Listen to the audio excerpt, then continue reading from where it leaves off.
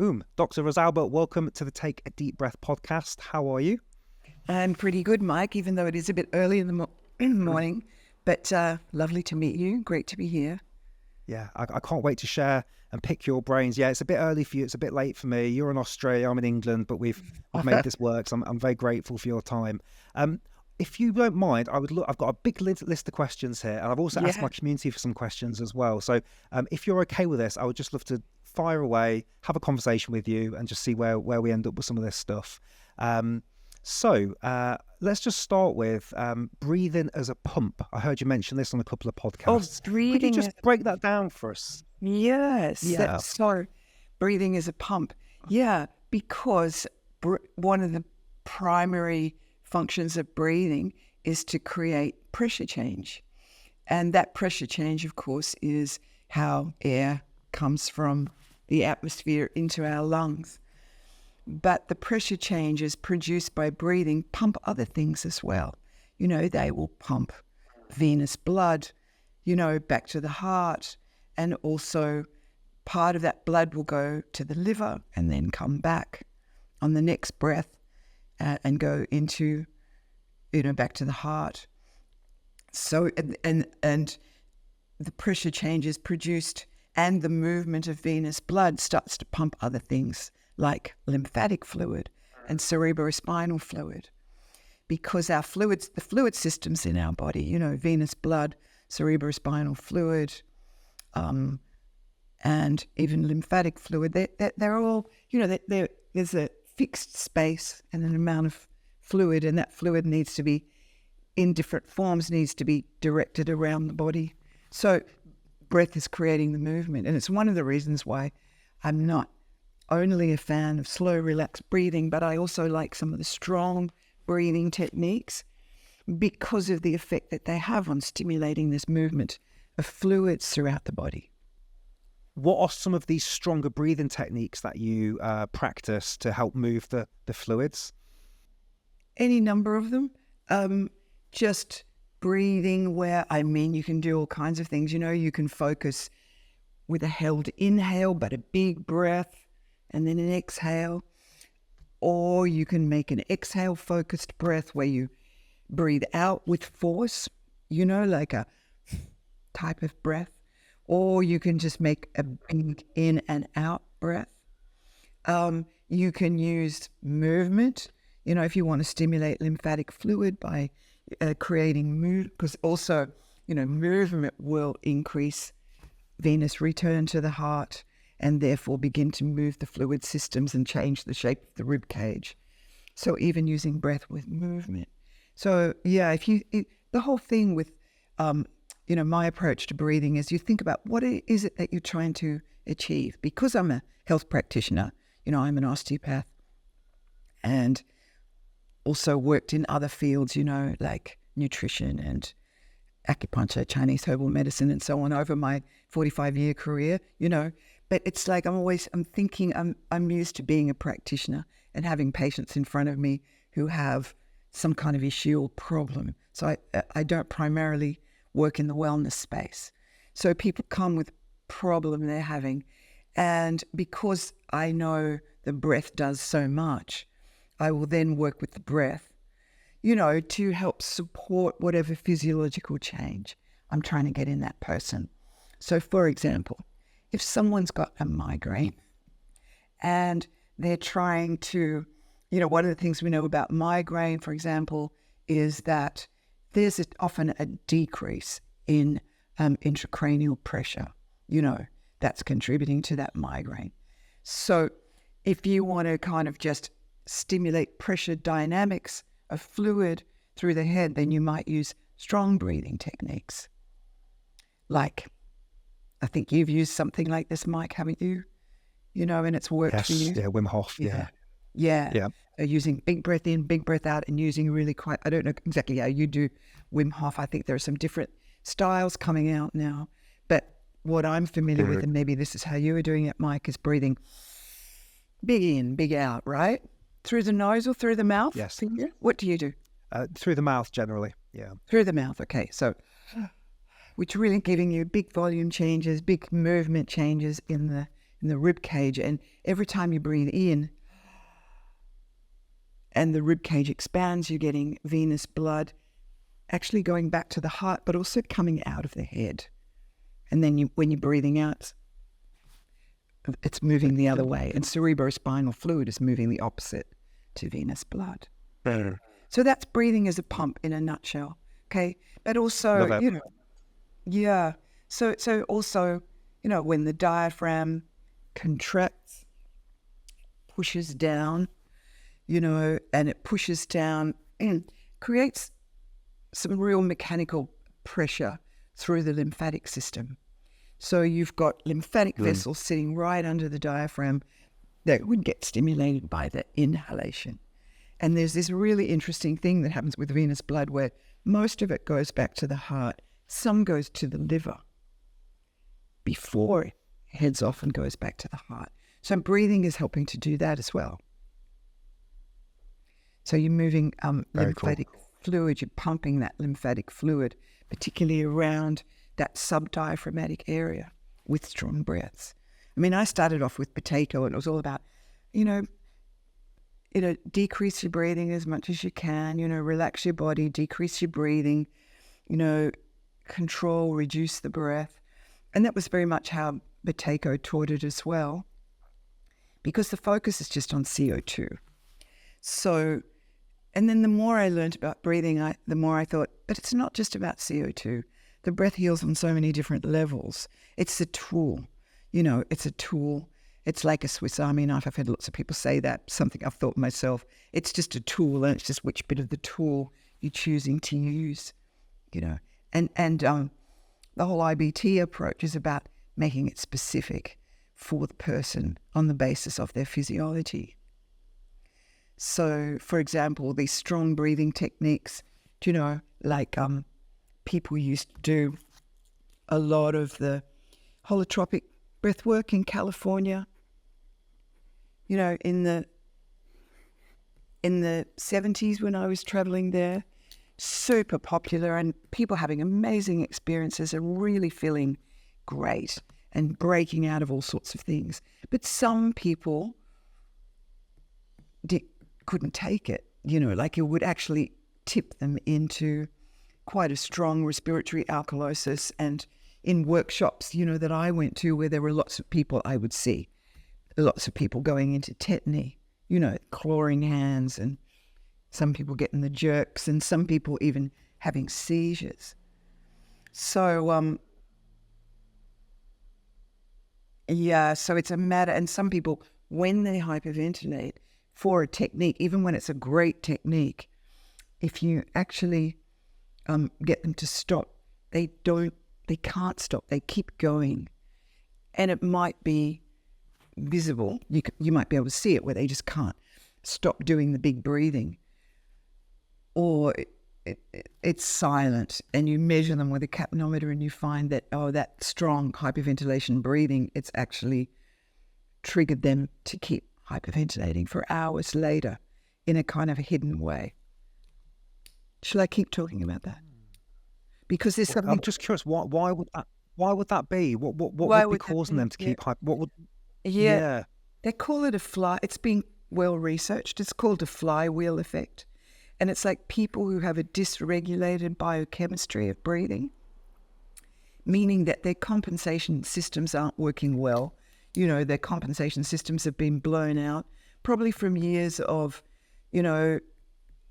intermittent hyperventilation. They've kind of lost their bicarbonate buffer, and the mineral balance has gone off in them. And when they hyperventilate, most of us, when we hyperventilate, and our CO2 drops right down, the brain responds by wanting you to stop breathing. So you'll get that lovely peaceful feeling, the hypocapnic apnea. You'll get that lovely peaceful feeling. You won't feel like breathing, and it just feels really lovely, and you can just linger there in this special stillness of hardly needing to breathe at all. And it's absolutely gorgeous. But some people, they get the opposite. They just keep breathing, and that's because of that flywheel effect. It's an abnormality of breathing control that's kind of neurological, but probably linked to broken compensation mechanisms. So the person who wrote about that, who did research on that, was Hans Folgering. And Hans Folgering worked together with some important respiratory psychophysiologists. He was involved in developing the Nijmegen questionnaire, and he was a prominent member of, ISAP, the International Society for the Advancement of Respiratory Psychophysiology. But it's something that they'd been observing clinically. So he wanted to, check it out. So he did some research and he called it the flywheel effect. Yeah. And why does it feel so nice when we've hyperventilated and we get that long pause? Because so many people say that to me as well, oh, I just want to be in that space. And it almost gets a bit addictive. I almost call them, and I was one of these, a breath junkie, where you hyperventilate so you can get that peace and quiet. What's going on there? Yeah, it's a lovely feeling, isn't it? Look, I think that probably a few things have happened. I think that just that doing the really strong breathing is having specific effects on your brain waves. When you're breathing in this very strong and structured and regulated way, brain waves are going to be in training strongly with the breath. So I think you get this calming and ordering of neural rhythms, and that's part of what's making you feel good. And then the reason you're not wanting to breathe is the hypocapnic apnea. And so you could really go into a very still place because, your brain and nervous system are taking you to that still place. But also, you don't need to breathe, so you go into this lovely still place. It's like, I don't know, some people really enjoy Buteyko style, very still, small, quiet breathing. Some people hate it, because they can't tolerate any rise of CO2 and their nervous system is so aroused they need to kind of match that with a certain breathing rhythm that's congruent. But that lovely stilling the breath also has a very stilling effect on the mind. So I think it's just a kind of a combo, the mental feelings that you get. It's that combination of, you breathe really strongly and that organizes and quietens your mind. And then you get the hypocapnic apnea, you hardly want to breathe at all. And that, like icing on the cake, gives you more stillness, in your mind. So sometimes if I'm feeling really, really tired and really stressed out, like I'm traveling and I haven't slept and I'm all frazzled and fried, one of the techniques I love to do is just really, really still, very small breathing and focusing my attention, quite specifically, my visual attention, quite specifically on narrow, visual range. And I find that it just soothes and calms my nervous system really a lot to do that. So I wanted to ask you about breath holds. And so my control pause was always very low, and I've always been a stressed, anxious kind of person, and that was the reason I got into breathing. And so I had a low control pause, and then I got to spend time with a freediver. His name's Tom Zitas. He's got the most world records for freediving. He held his breath for 10 minutes on a single breath of air, and he taught me his techniques. And I didn't get 10 minutes, but I did get 3 minutes.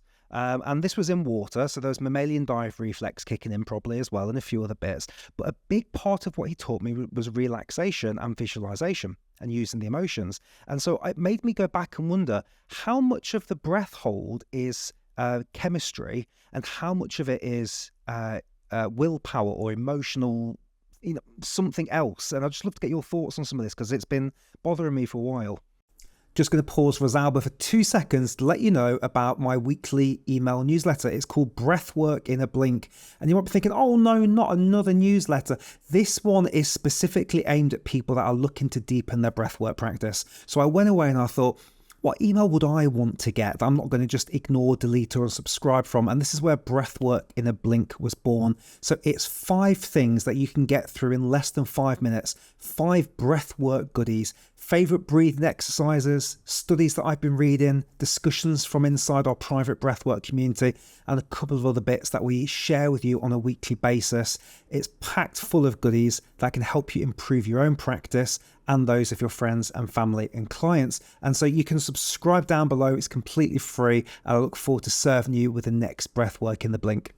Yeah. Oh, it's all three things. That there are three types of impulses or three types of inputs into, the breaking point of breath holding. There is probably number one, most important, is feedback from respiratory muscles. So the respiratory muscles, the diaphragm and other respiratory muscles, are sending messages to the brain saying it's time to breathe. And they'll do that kind of in line with a kind of programmed neural drive for a regular breathing pattern.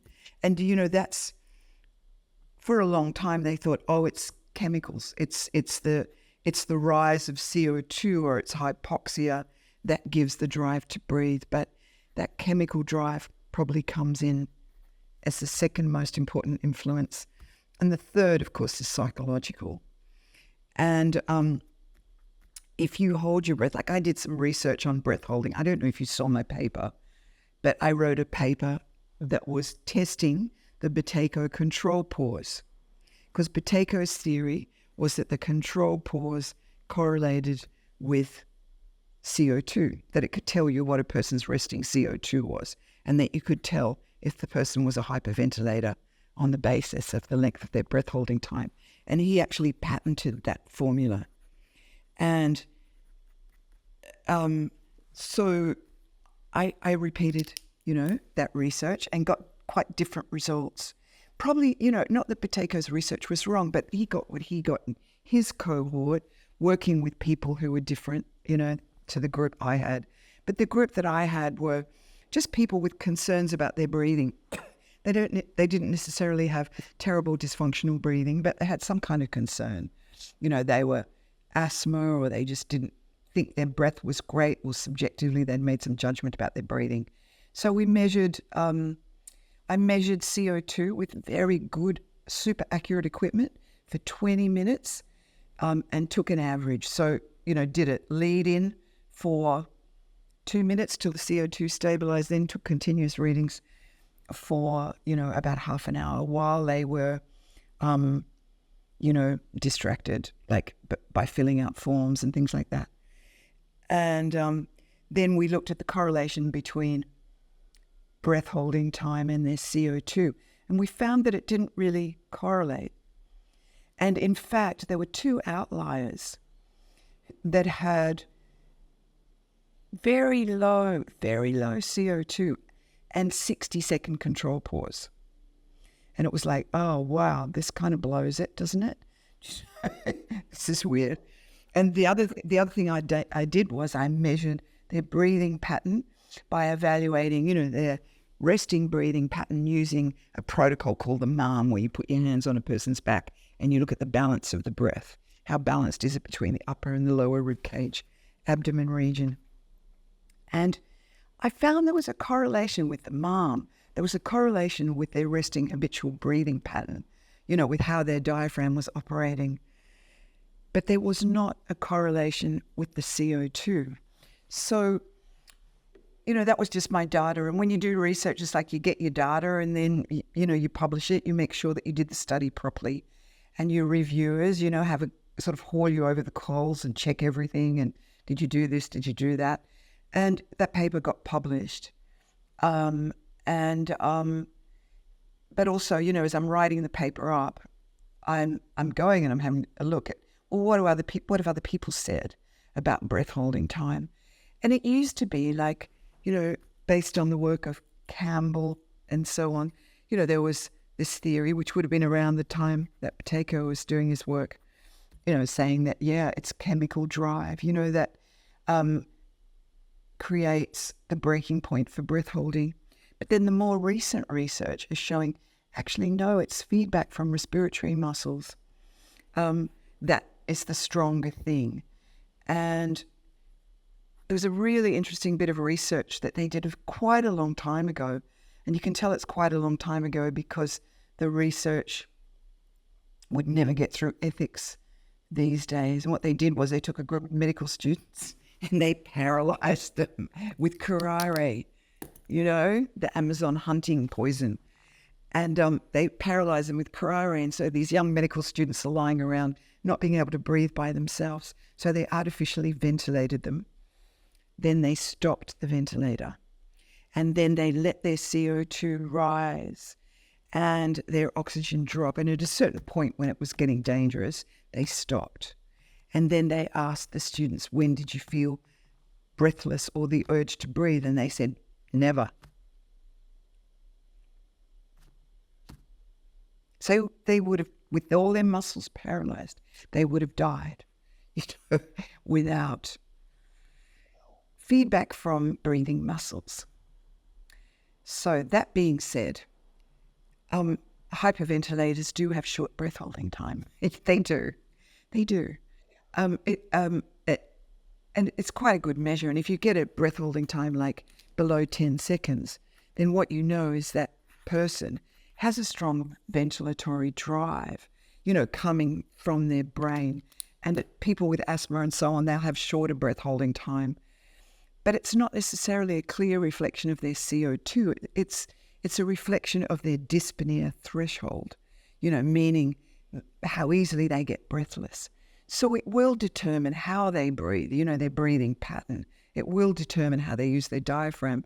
And it will, to some extent, it will also determine their CO2.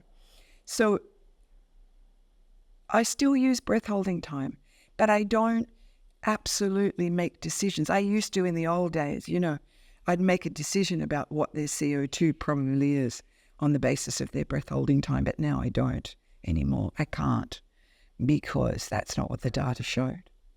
So now, my assessments are multidimensional. So I will measure CO2 at rest and under challenge. I will, use various challenges, sit to stand, just standing, sitting, hyperventilation, provocation test and recovery. And I get quite a lot of information to decide what's happening with that person and their chemical drive to breathe. And then I assess biomechanics. So I'll check the diaphragm, the rib cage, what their breathing pattern is doing, and I check how functional the breathing pattern is. So I look at the breathing pattern in different postures, slumped, upright, and then I look to see how they respond to breathing instruction when I say, take some big deep breaths, breathe shallow, breathe into my hands, and so on. And then from that I get lots of information about the functionality of their breathing pattern. A lot of people talk about functional breathing as if, functional breathing means that you don't breathe through your mouth and that you don't appear to be breathing using your rib cage and shoulders. And people use that term, and a lot of people go, we're training people to have functional breathing because they're teaching them a particular style of breathing that's considered to be optimal. But, my model, and honestly, a lot of my PhD was thinking about, what is functional breathing? And what I sort of came to was like, functional breathing is just breathing that fulfills the functions of breathing. So then the next question is, what are the functions of breathing? And there are primary functions, which is regulation of oxygen, CO2 and pH. Then there's the functions of breathing. The primary function of breathing is about breathing as a pump, moving air and fluids. And then connected to those primary functions are secondary functions, which, self-regulation is a secondary function of breathing. Creation of oscillating rhythms that influence other neurological and physiological rhythms within the body. Speech and vocalization, cardiorespiratory interaction, and so on. So it's sort of like the body has to fulfill all those functions at once. So the body can't be breathing the same way all the time. You can't be breathing that way all the time because breathing has to maintain homeostasis and fulfill a whole lot of needs at the same time. So functional breathing is breathing that's flexible, adaptive, and appropriate. So it's I use that acronym EARS. I say, okay, functional breathing is breathing that's EARS. It's efficient, that's an acronym EAARS. So efficient, adaptive, appropriate, responsive to body systems, and supportive of homeostasis in multiple systems simultaneously. So it's not like, okay, we don't want people mouth breathing. But you know what? Sometimes mouth breathing is the most functional. And sometimes there's something very lovely about using the mouth to breathe. It can feel really great to take some breaths through your mouth. And it can be a really great way to train the pharynx and the upper airway.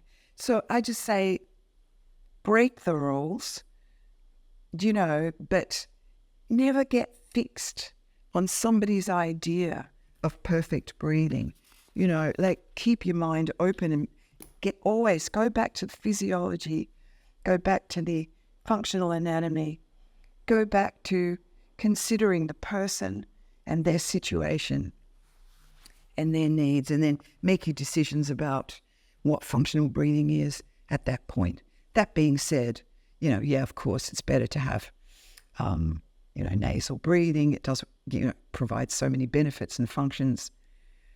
And yes, it's better, you want a diaphragm that's working. But, in some people, the most functional breathing, if they've got a flat and hypertonic diaphragm, the most functional breathing is actually to lift their chest to breathe,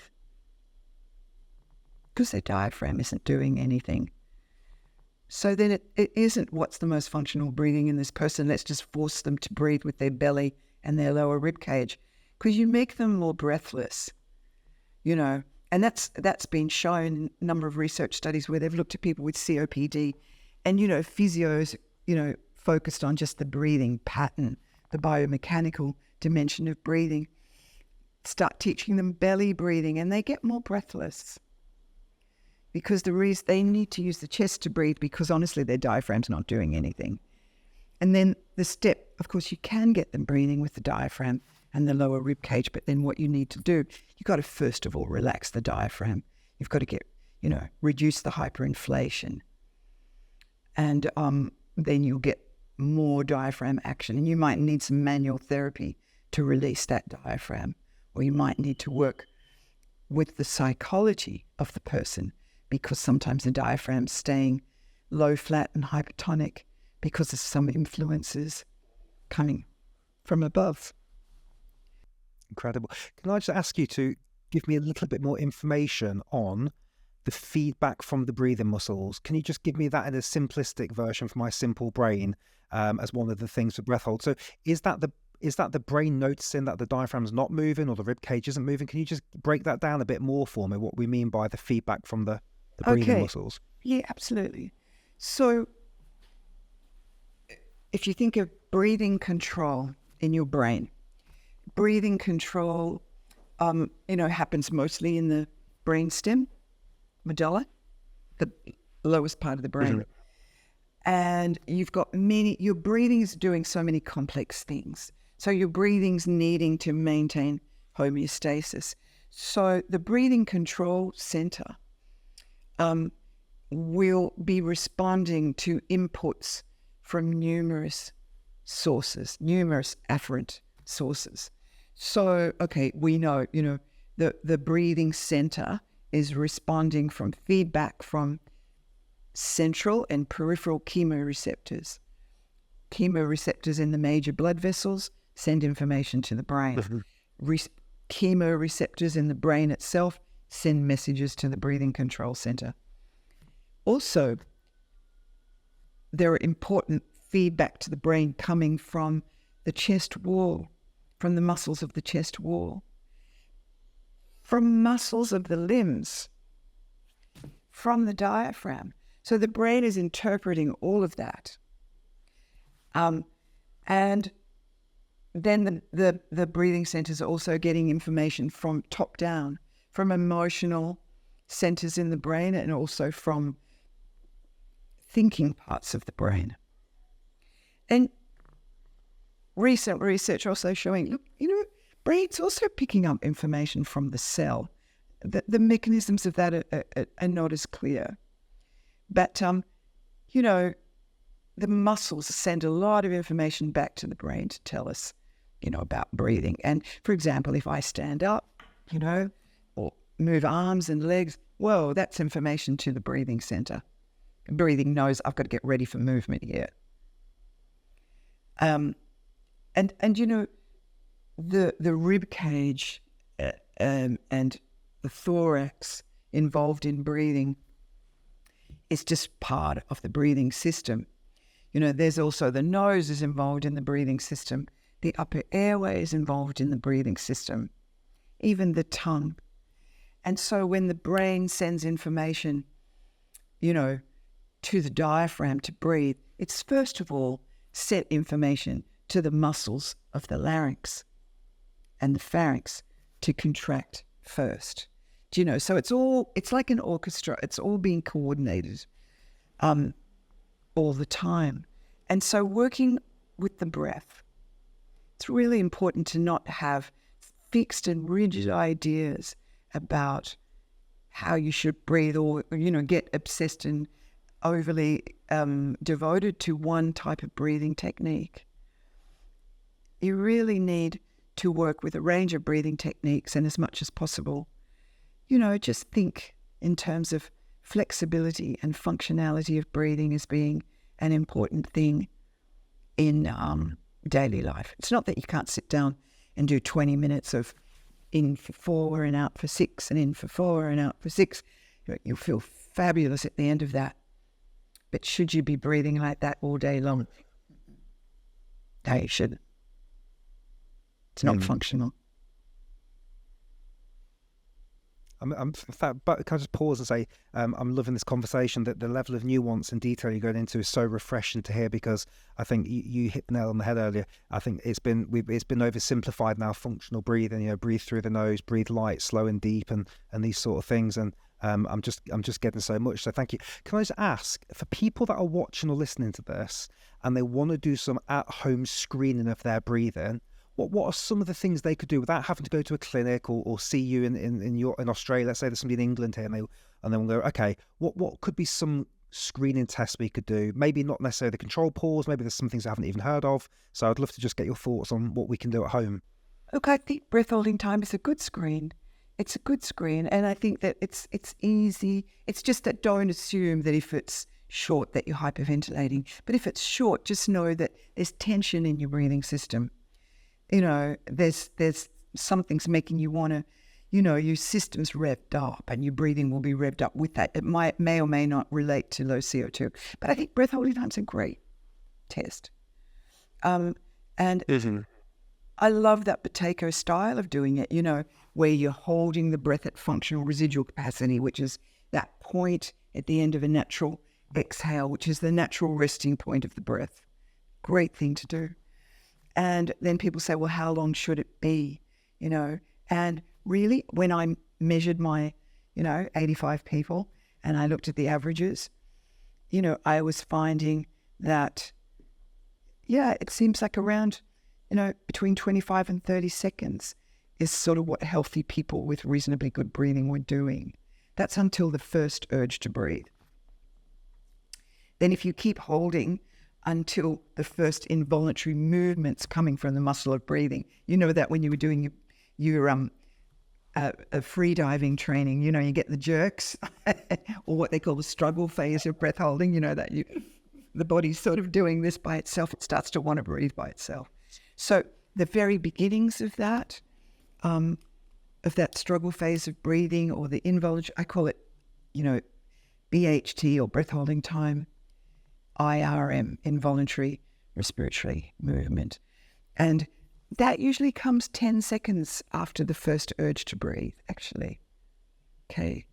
So then you can see how accurate your first urge to breathe actually was, because first urge to breathe is a little bit of a vague measure because people are different in their interoceptive kind of sensitivity, And that's got, you've got people with really dysfunctional breathing who just are very disconnected from their body. And they don't feel anything. They don't feel first urge to breathe, but then they wouldn't feel somebody hitting them, on their foot with a hammer sort of thing. Not exactly, but you know what I mean? It's like they just don't have that great interoception. And then you can keep holding as long as you can, the maximal breath holding time, and that generally will be around double what the short breath hold was. So you would like to see someone having a short breath hold of about 30 seconds, around 40 seconds for the point where they get their first involuntary motion of the respiratory muscles, and about 60 seconds for their maximal breath hold. That would be a nice kind of benchmark to go for. I know a lot of people out there in the breathing world sort of go, oh, no, you should have, a control pause of 60 seconds. First urge to breathe should come at 60 seconds. You'll never find that in an untrained person. I've been working with breathing as the main part of my work now for, since I was 40, I'm 70. So how many years is that? 30 years. And in those 30 years, I never found a single person with a breath holding time of 60 seconds unless they were an elite athlete who's really trained their breath holding time. Sometimes when people have gone off on a meditation retreat for 10 days and they're super relaxed and chilled out, they come back and they will have a short breath hold of 60 seconds. But in the walking wounded, the rest of us wandering around, you just don't see that, Yeah. So I've seen some people that do a lot of slow breathing, and they have a really good control pause.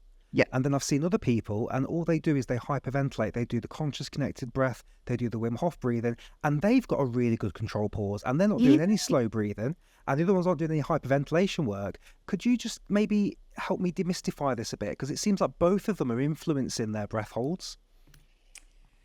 Yeah. Well, when have you measured these breath holds? After the breathing practice? So this would be, we would use something that is from the Oxygen Advantage called maximum breathlessness test, which is essentially same as the control pause, but just walking on the spot. And how many steps can you do before you can't do any more steps? And that would be a measure. And so with that measure, I've seen all sorts of things happen. Like I say, I've got people that are not very fit, but they're really chilled out because they're just doing the conscious connected breath all the time, and then the great space, and got really great maximum breathlessness tests. And then I've got other people that started off quite low. Maybe they're doing 30 steps. And then I've worked with them for 6 weeks, and we've done coherence breathing and slow breathing, biomechanical stretching, and we've worked on their sleep. And then they've got up to sort of 70 or 80 steps. But it's just interesting that there's almost two opposite things going on here. There's a hyperventilation, and there's also a slow breathing client. And this measure of how long can I hold my breath, they've both got really good measures, even though they're doing completely different things. Yeah, exactly. So because it's not a direct measure of CO2, right? So that would partly explain it, but it's a measure. Breath holding time is a measure of the biomechanics of breathing and the person's general level of physiological arousal. The efficiency of ventilation, perfusion, and so on. Like it's a measure of general breathing fitness, but also of just state of being, really, how relaxed you are. And you mentioned that you've got them doing other things. So you've got them working with sleep, you've got them working with, self-regulation strategies throughout the day, They're using the breath. Honestly, if you're focusing on the breath and not just pinging around in your own head, doing usual rumination, and you're actually spending portions of the day, connected to the body and connected to the breath and doing a lot of that, that's just going to make your breath holding time better, because breath holding time is strongly influenced by a person's level of tension, the tension in their body and the tension in their breathing muscles. I was just going to ask, what's a good at-home screening for mechanics? Because I know there's Dr. Belissa Vranch's Breath IQ, which is where we look high-low, and then we get a tape measure around the lower ribs. Do you have any other versions of a way people could screen their mechanics at home? Yeah, I think high-low is a good one. I think that, one hand on the chest, one hand. I use the high-low as well, especially if I'm evaluating people online. And it'll be like, Connect with the body, connect with the hands and the breath. And notice during the inhalation which hand moves first and which hand moves more.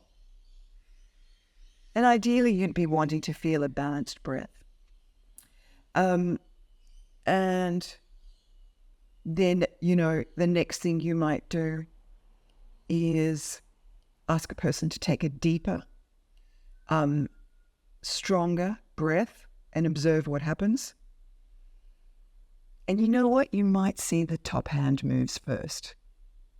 But that doesn't mean their breathing is dysfunctional, because the chest will always move more on a bigger, stronger breath. So I don't immediately go, oh, your breath is dysfunctional. But then the real test comes when I say, okay, one hand on the chest, one hand on the belly. So you did that when I said take a deep, strong breath. That's all right. Most people will. It's actually quite a normal response in an untrained person. But then I will say, okay, can you take a bigger, stronger, deeper breath and have your hands move evenly? And if they can do that, generally their breath is functional because they can do it on instruction. But the person with dysfunctional breathing, they can't. They will never be able to get the breath balanced or into the belly. So they've lost that flexibility and the ability to do that. So that would be the different way that I would do the high-low test. Wonderful. That's brilliant. Thank you. I was speaking to a client earlier, actually, and I mentioned I was talking to you, and he asked if I could ask a question. So he's given me permission. He was an ex heroin addict. He used to smoke heroin, and he would hold his breath and enjoy the heroin. And now, whenever he gets stressed or gets any tension, he does this. And he just holds his breath, and it's just all the time. And we're struggling to break that pattern. So I wondered if you had any idea what maybe is going on there, and any suggestions for what he might be able to do to kind of break that. Because it's been a decade since he's been off the drugs, but he's still got this association of, and I know we've got these things called email apnea, which I don't know if it's necessarily the same thing he's got going on, but whenever he gets any stress, he just holds his breath and freezes. Yeah, but he's not the only one. Hey, that's a very, very natural response. Mm-hmm. So again, do you know Pavlov, of Pavlov's dog? Famous Russian scientist who the science of conditioning based on his work and the salivating dogs and all of that.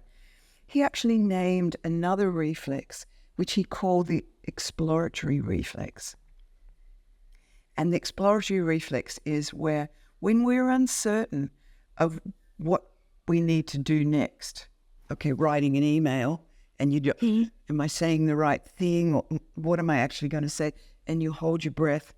Or if you've got social anxiety and you're over, so it's an anticipatory breath hold is the thing, another way of thinking about it. So you hold your breath in anticipation of what response may be required. And it's really deeply programmed into our nervous system. So that you hold your breath because you don't know, do you need to shout? Do you need to go very quiet? Do you need to run?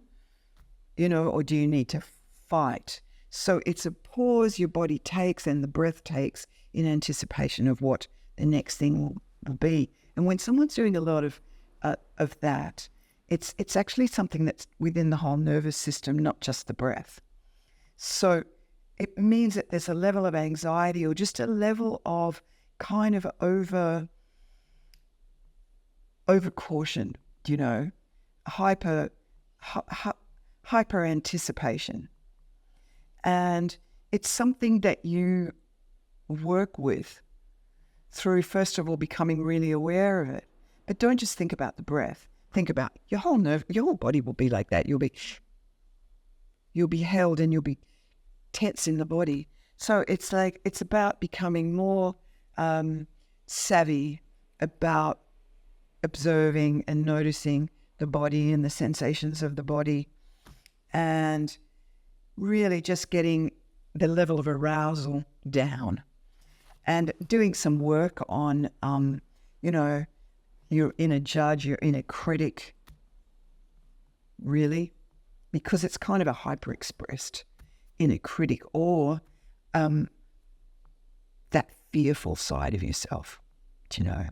So it's like building courage, you know, building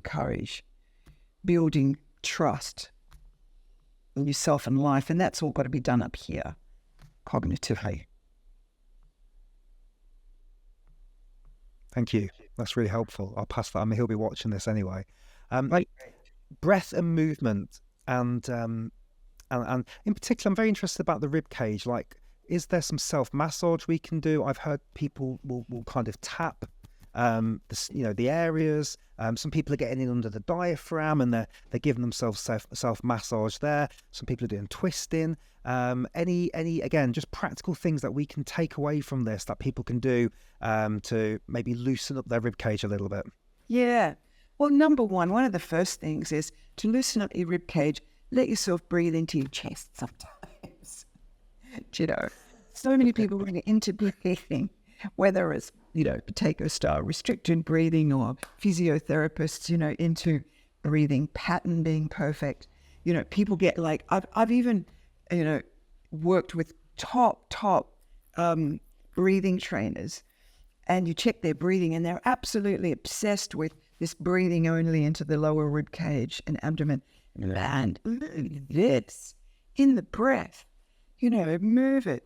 Let your rib cage move and breathe into the areas that you've opened up. So breathe into your back, breathe into your rib cage. Let yourself breathe with your shoulders up. Use rotation and breathe with what you've opened, and do that as in an exploratory way. We create a movement in your body and feel how the breath moves into that part of your body. I mean, I do manual therapy as well because I'm an osteopath, and I've got a whole protocol which is called the breathing muscle reset. And can I mention that I'm coming to the UK to teach that to practitioners in September? Yeah, I'm going to run a workshop in Wales and something in Copenhagen and something in Finland, and doing a little bit in London as well. So anyway, the breathing muscles, I love manual stuff, right? And I'm a big fan of it. And I think that it's always a bit nicer when someone's doing it to you, because they can spend, 40 minutes working through every single muscle and do a really great job. But if you're working with yourself, it's really lovely to release the diaphragm, but you do it with movement and breath. And basically what you do is you just push up, so you push up and then you breathe out. And on every exhale, push a little bit more. And you can also do one side at a time, working on one hemi-diaphragm at a time. And you lean forward and to the side, push your fingers up, and then exhale. I think that's a terrific thing to do. And I know that some people use objects under their belly, so they might use a ball, one of those soft balls, like a Pilates type soft ball, and they will, really press the abdomen and work with the breath. I think that's all lovely stuff to do. And why not work all along the rib cage using release with balls or whatever you've got? So I think, I try and work a little bit sometimes with my rib cage, but I find like it gets a little bit awkward. So I think you do minimal with your hands and use the breath. Use postural change, and don't be scared to breathe into all the parts of your rib cage. And use movement and position to get the breath moving to where you want it to go. With a sense of curiosity. So you don't go, I'm going to breathe here. You just go, when I do this and I connect with my body and my breath, where do I feel the breath? And you make it a lovely mindfulness relaxation exercise. And I'm sure you're doing this, aren't you, Mike? I see some. Not as much as I should be. Yeah. But you're doing that kind of thing with your clients, I think. Yeah. Yes. Yeah. We do a lot of Belissa's work. Yeah. We do a lot of that. Yeah. Okay. Yeah. Wonderful. Well, we've got about 10 minutes. So if it's okay, I'm trying to jump to a couple of questions from my community that they've kindly put together for us. Yeah, wonderful. This has been wonderful, by the way. I'm going to have to talk to you after we finish recording about when you're going to be in Wales, because I would love to come and spend some time with you in person and learn your techniques. And I'm sure a lot of the community watching this would be interested as well. Okay, so Petra asks, could you ask if you've got any experience related to immune system, chronic inflammation, arthritis, or Osiris? I can't even say what that word is. Although, yeah, so basically anything to do with the immune system, chronic inflammation or arthritis. Yeah, that's chronic reactive immune syndrome, CRAS, right? Chronic I believe so, yes. Yeah. So chronic inflammation and absolutely. So there's such a powerful link between inflammation and just general, stress and hyperarousal. So the clearest connection is just, if you've got a reactive and inflamed body, then work with lots of breathing, relaxation, interoception, include mind-body techniques. Don't think that you can sit down and do a 20-minute breathing practice and that's going to fix you. You've got to, when you've got chronic illness like that, and you're wanting to really control inflammation in your body, dedicate yourself to spending time in every day where you're connected with the body and the breath. And you're not breathing in some special super duper way that's going to fix it for you. You're just connecting, you're allowing your breath to be functional. You're bringing a sense of respectful curiosity, non-judgmental, appraisal of the body and the breath. So you're getting out of your head and into your body, and that will decrease arousal and stress and tension, and then inflammatory immune system dysregulation settles down.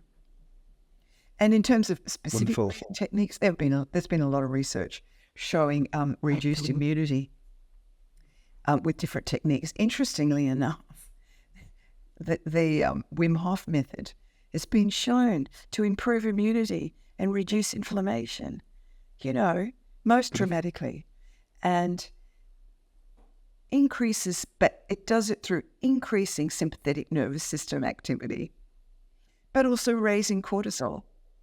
So cortisol is anti-inflammatory. I mean, it's not always straightforward, the ways of thinking about it. It's not like, you got to do this, you've got to do relaxed breathing. It's like, sometimes it seems that you're using the really stimulating breathing. Actual hyperventilation to a stressful point where it raises cortisol, reduces inflammation, but you've got to give that, the person has to do that appropriately for them to the level that they can cope with. And then, there's been some interesting research on immune function with the Sudarshan Kriya technique. Do you know that one? Sudarshan Kriya, Art of Living, Art of Living, Sudarshan Kriya. And there was an interesting study where they had two groups of people. It was a retreat sort of situation, or, the processes went on over a couple of weeks. And there was a control group that was just using sort of meditation, relaxation. And then there was the Sudarshan Kriya group that were using very mixed rhythms of breathing, sometimes strong breathing, sometimes relaxed breathing. And they actually found that they were getting epigenetic changes that were creating changes in the immune and inflammatory system.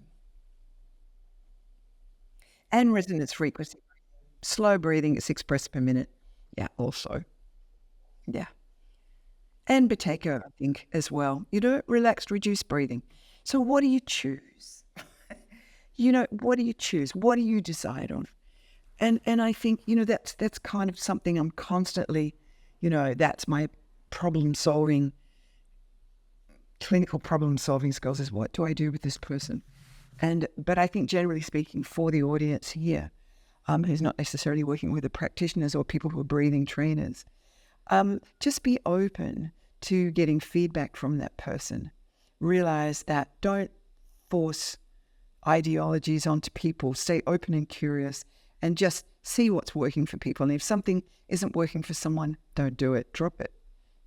Move on to something else. Don't get fixed on just one technique. Realize that the body, breath is just connected with so many systems in the body, and that when you're working with breath, let the body decide what it's going to do with it. Like with food, okay? Like, don't just eat watermelon, Don't just eat a super, super strict, no fat, no salt, no animal protein diet because someone's told you it's the best thing. Like, your body actually wants a few different things, and then it can use what it needs in the appropriate way. But make sure those amino acids and, you know, fatty acids and so on are there. I don't know if this is a great analogy, but I got a little carried away with that analogy. But with the breath, it's almost like when you're thinking that breathing is doing all these things, it's moving lymph, it's moving fluid, it's moving venous blood, it's creating oscillating rhythms, it's creating patterns of neural activity, you know. So it's like you give all of that to the body, you know, and then the body can then use it for its healing. Yeah. Yeah. Yeah, that's a wonderful analogy. I often think, you know, some people thrive on the vegan diet and some people are doing really well on carnivore, or, you know, all these different things. We're all different and we all need to, sample the, you know, it's funny, your analogy of the Swiss Army knife, I've used that a couple of times. It's like, there's no point me trying to use the screwdriver on this because it needs a bolt or it needs the scissors or it needs the knife, or, you know, so we need to, it's a wonderful, lovely to hear that. I'll just squeeze one more in. So Ashay has said, I would love to know more about the mind-body techniques that you use alongside breathwork, and what you would recommend people with chronic anxiety or panic disorder. I found that breath awareness can be triggering for these clients. Absolutely.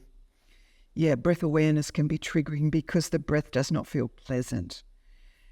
And if you force someone to mindfully pay attention to their breath, they can get increasingly agitated and feel bad. So yeah, that's true. I've noticed the same as you, Monique.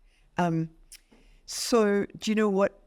There are lots of things you can do, but probably simplest to talk about here is that you've got to do some indirect breathing techniques, and you focus on the body and then connect the body with the breath, and then gradually move to more breath awareness.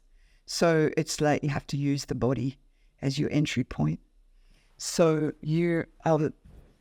or you might use things like vision. I can maybe demonstrate. Okay, so I can focus on, but you notice the breath without trying to hypervigilantly over focus on it. So if I'm using vision, I might just narrow my visual field. So I'm just looking at something small in front of me or on the wall or something like that. You focus the visual field there and you really, really see it. You really, really see it and kind of analyze it. And then notice what the breath is doing very quickly. Maybe the breath has become small and still, or it's held. Notice that without judgment, okay? And then bring your visual field to take in the peripheries, looking all around you, moving your eyes, looking everywhere, and then notice the breath. And then do it again. Narrow the vision. Notice the breath. Look up and around and notice the breath and what the breath has done.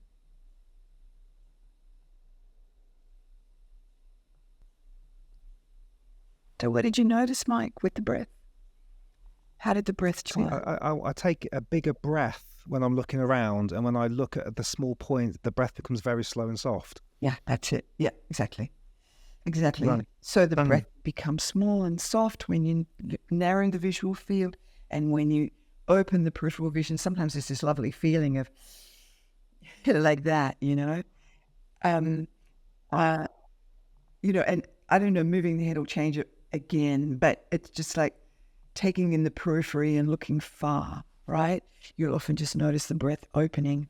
But when people are anxious, they often really narrow their visual field and they narrow their attention and they really narrow their responses, and often the breath becomes lacking in flexibility as well. So, but that's the kind of thing. But there are other things you can do too, you know, just by changing posture and noticing how the breath changes. So we got a minute. So you can slump. Yeah. And then as you slump, Notice the feelings in your body. Get an idea in your mind of how your body shape has changed. Notice the curving of your spine, just the feeling in your body. And then notice the breath. Notice where you're breathing and how your breathing feels. And where the motion is happening. And then sitting upright. And then as you're sitting upright, notice how the body feels. And notice if the breath has changed and if you're breathing differently. Then come back to neutral. And then in neutral, notice the body. And notice the breath. And often the breath will be more balanced. And you might notice that with the high-low. So those type of techniques where you're not primarily, you're taking away this control thing. People who are anxious will often over-control their breath. They often lose, kind of granularity in their perception. Do you know, they're sort of inside their head and not in the world, not in their body. And kind of there's a sense of wanting to control and being controlled. And wanting to overthink, hold the breath, anticipate too much. So it's like you just want to bring more flexibility into the mind-body system. So that's just a little tiny introduction to that whole thing. But I mean, I just ran last Saturday, I ran a whole 3-hour workshop, just on this sort of thing. And it was called Breathing to Calm, but it was not like one breathing technique. We worked a lot. We said it starts with awareness and attention. And creating some flexibility with that, and realizing that the breath can be uncomfortable in anxious people, and then you want to work, with choice of feeling the body and feeling the breath, and moving between the two, and the senses. So that's the kind of thing. Beautiful. It's been an absolute pleasure. I could listen to you all day, and I look forward to connecting with you a little bit further after this. Do you have any final words for us before we depart? Well, just have a nice day. That's all. Yeah. Well, honestly, it's been a revelation. You've brought so much depth to this subject. I'm constantly blown away. I have all these conversations and I think I've heard everything there is to hear, and I realise that when I have a conversation with somebody like you, I've barely scratched the surface. There's so much more to this. It's such a wonderful modality, and there's so many layers to it, and I just want to thank you for all the wonderful knowledge you've just shared with the audience. So I really appreciate your time. Thank you. Oh, that's great. And you know what, if people want to follow me, they can follow me on Instagram, just at Dr. Rosalba Courtney. And I'll try and share more interesting things on there. So that would be great. We're going to link to that. Thank you so we'll much. Put all your links down below. So anybody that's watching, thank you. And so please, people, if you enjoyed this, go and follow, click on all the links, and maybe we can convince Dr. Rosalba to come back again another time and do a part 2. Yeah, and thank you very much, Mike. Honestly, I want to say thank you very much. And your questions were great, and you're just lovely to talk to, and I enjoyed it very much. Oh, thank you. Appreciate it. Right, thank you for watching, everybody. We'll see you on the next one. Cheers. Thank you. Hey, thank you so much for sticking all the way through to the end of that podcast. I hope you enjoyed Rosalba as much as I did. I really was humbled by her knowledge and information, and it just blew me away. And I've done over 100 of these interviews now, and so it's really easy to spot when you get one of these true experts come on. And poof. My question for you is, what's one thing that you can take away from this podcast? Because what I'm always keen to avoid, and I've been guilty of this, is I end up using podcasts a bit like Netflix. I binge loads of them, and I can't quite remember what I learned on podcast 3 or 4, back. And so I took away from this the importance of it's not just about CO2. There's so many other ways that we can screen for our breathing. And I think that's a really important lesson. So I took that away. So what was your one thing? To help embed that, pop it in the comments, go over onto YouTube and just let us know what was the one thing that you learned from this podcast. And that'll help other people, but it'll also cement it in your own brain. Now, you have stuck all the way through to the end. So you're very, very special. So I want to say a huge thank you for giving us your time and attention. And my job and my promise is to keep bringing you these wonderful conversations as we can all learn and grow together. Now, if you want to, you can subscribe to Breathwork in a blink. It's completely free. The link is down below. It's my email newsletter. It's designed to be read in under 5 minutes, and it comes out every Friday. And it's my tricks and hacks and podcasts and studies and all goodness that I think that would be relevant to you when it comes to breathing is there. So it's completely free. Click the link, come on the mail newsletter, and unsubscribe anytime. Not that you'll want to, because I'm going to give you loads of goodies on there as well. In a minute, I'm going to share with you a breathing exercise. But before I do, I just wanted to say to you, if you're looking to deepen your breathwork practice even further, then consider joining our community. It's Breathing with me and my friends in the community. We go live many times during the week. You can ask me any questions. The link is also down below. And I would love for you to consider joining us. 7-day money back promise. So if you're not happy, you get your money back, but you will be happy because you're going to be breathing nice and soft and gentle. Talking of breathing, we're going to follow one of my favorite breathing exercises. So before we get started, get yourself nice and comfortable. Roll those shoulders back. Just notice your breath. Start to soften it. And we'll begin the breathing exercise in a few seconds. Thank you so much for being here. Here's one of my favorite breathing exercises. Welcome to Take a Deep Breath. Today's breathing exercise is 2-1 yogic breathing. A really simple breathing technique where I'm going to guide you to inhale for 4 seconds and exhale for 8. There'll be relaxing breathing sounds, so you can close your eyes and let me guide you through the process. This technique is really good for helping relax our body, our mind, our nervous system, let everything calm down. There's a PubMed study I'll link to below, which shows when practiced daily, this breathing technique can significantly lower our blood pressure. So this is a really powerful, old, ancient breathing technique. So I want you to just enjoy yourself as much as you can. And let's begin. Inhale. Exhale.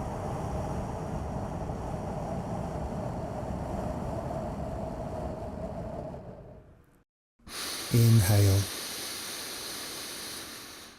Exhale.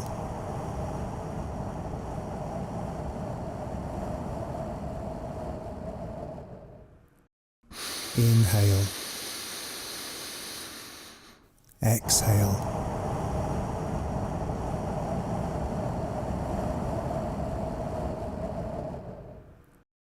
Inhale. Exhale. Inhale.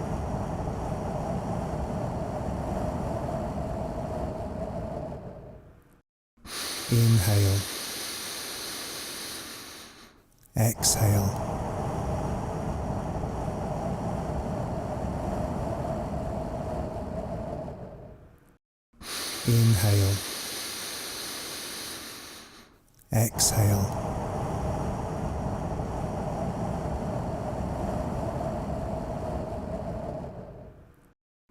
Inhale.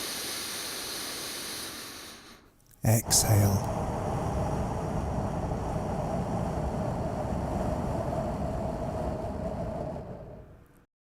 Inhale.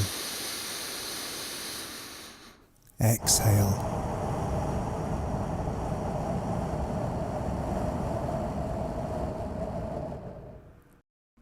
Inhale. Exhale.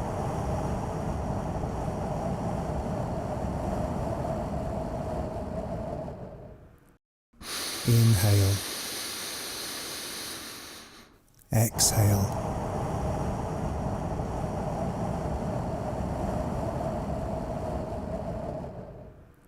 Inhale. Exhale.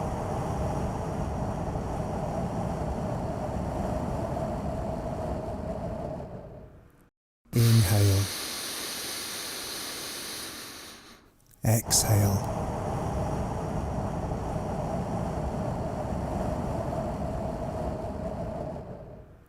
Inhale. Exhale.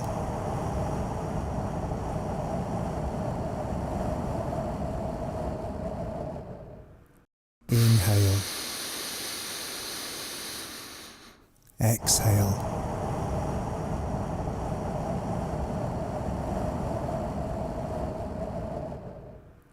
inhale, exhale,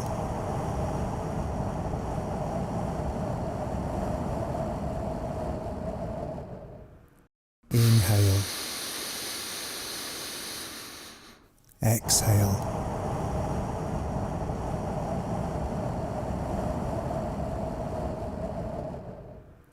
inhale, exhale,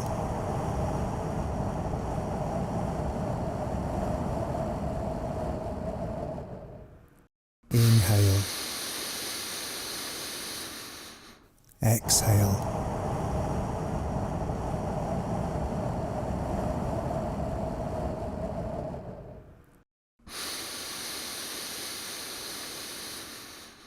exhale,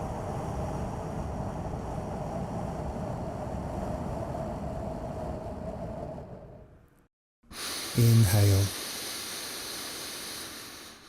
exhale,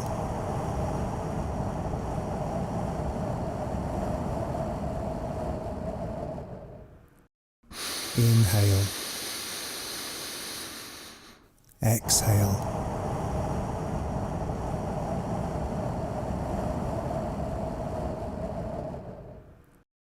inhale, exhale,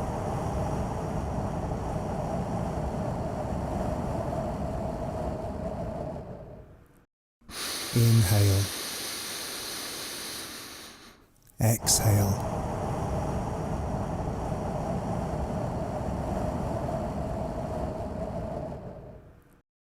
inhale, exhale, inhale,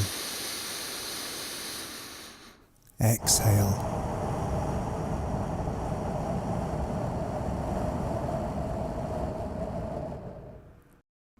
inhale, exhale,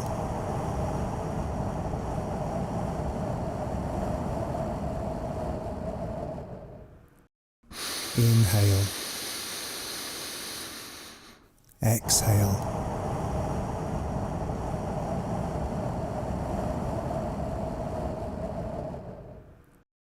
inhale, exhale,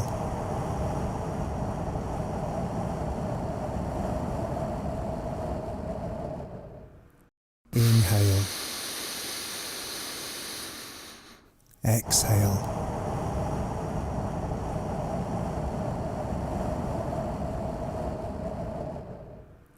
inhale, exhale,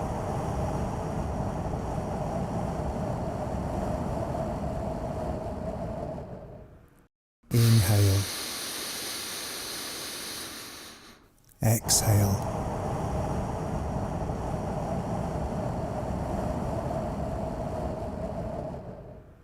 inhale,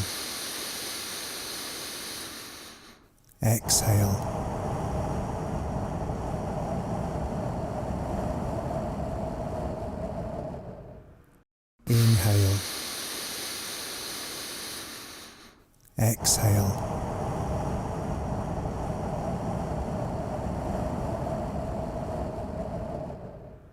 inhale, exhale,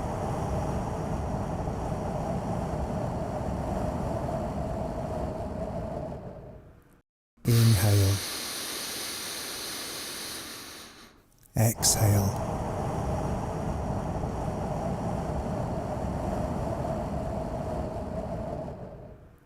inhale,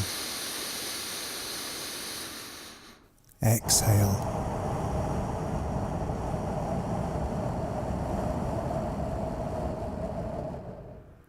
that's it, you're done. You're exactly where you need to be. For best results, practice daily. And if you're ready to take the next step and achieve true transformational change in your physical and mental health, then click on the link below and have a conversation with us to discuss whether or not one-on-one breath coaching would be a good fit for you.